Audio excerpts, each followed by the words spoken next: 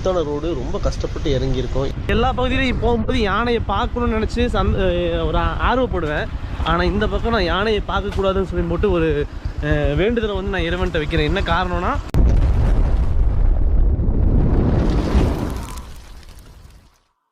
யானை பள்ளம் அப்படின்னு கூடிய ஒரு பேரை கேட்கறதுக்கே பயங்கரமாக இருந்துச்சு. அப்போ அந்த இடத்துல மக்களும் வந்து வித்தியாசம், இருளர் மக்கள் அப்படின்னு சொல்லக்கூடிய பழங்குடி மக்கள் வாழ்கிறாங்கன்னு சொன்னாங்க. அவங்கள தேடி நாங்கள் பயணத்தை வந்து மேற்கொண்டோம்.